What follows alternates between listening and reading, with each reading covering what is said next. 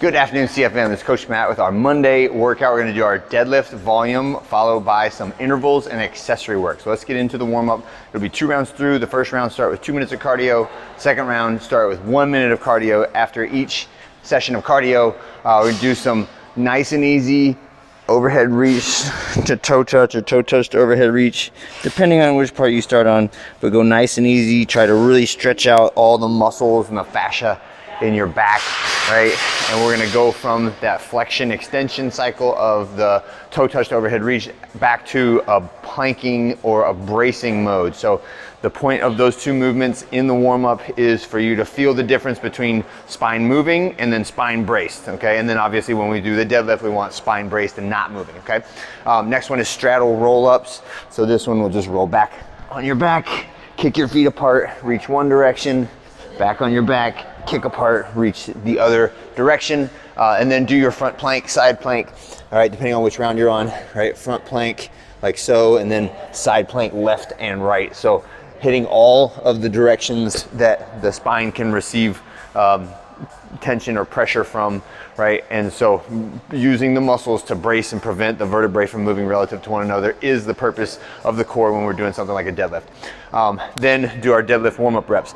I'll go into this now. The deadlift is some of our volume work, which means we are going to do some tempo stuff or some alternate holds in specific positions of the deadlift. And the point of this is working on postural strength as well as awareness of where the bar is at, where your body's at, and improving the technique on the deadlift while we are getting some good volume training in for that movement. All right, so on these ones, it's our conventional deadlift, so feet underneath the hips, and I'm in my good setup position with my shoulders right over my hands and tension on my hamstrings. We'll go up to the top, and then on the way down, I'm stopping right when the bar is at my kneecaps. All right, so what I'd like to see here is the shins are basically vertical.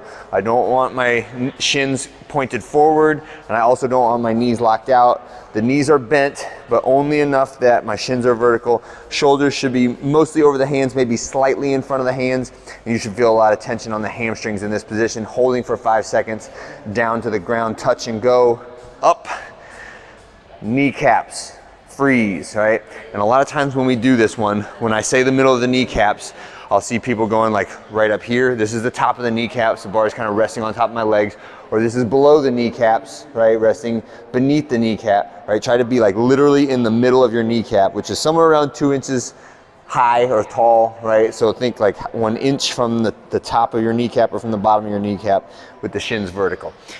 If the weight you are using causes you have to stop and re-grip, it's too heavy, this is going to be a very grip intensive workout as well as the low back, right? And none of those things should be limiting you from performing the full 8 reps. So use that as a limiter for what your weight is on this. I have a recommended percentage in there of 55 to 65%.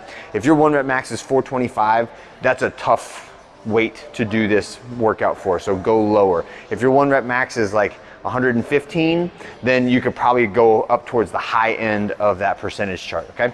All right, that is our strength work for today, is 4 sets of 8 using that pause at the kneecaps. When we finish with that, we can put the bar away. We're gonna have bikes out and then some other accessory exercises. So when we do the intervals today, the max calorie bike is the focus, right? That's what should really wind you up, get you tired. And then the other exercises are lower in intensity, but you will still be breathing heavy as you do them.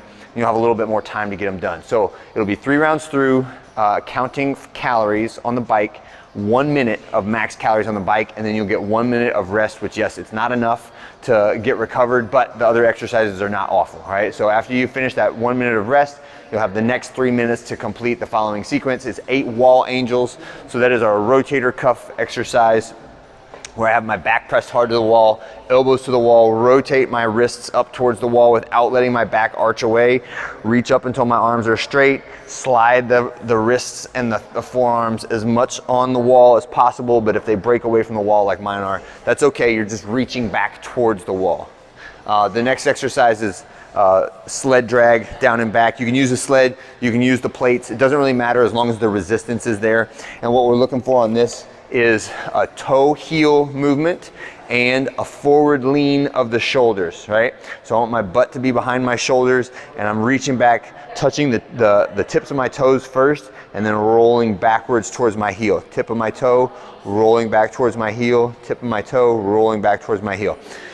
Medium pace, right? So I don't want you running across the floor, but if you're like this slow with it, you're not gonna get a lot out of it from a resistance standpoint, and it's gonna take you forever. So think just like a basic walking pace where I'm dragging something across the floor. That's what we want it to look like when we do the sled drag. And then the last one is front foot elevated split squat. This is another knee rehab exercise. So foot on an elevated plate.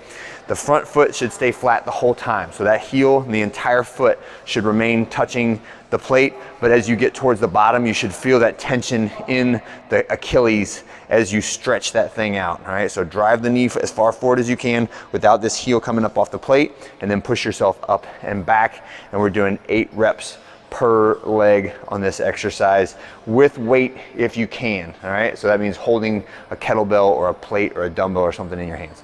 That is it for today. I hope you guys have a great one, and I'll see you on Tuesday.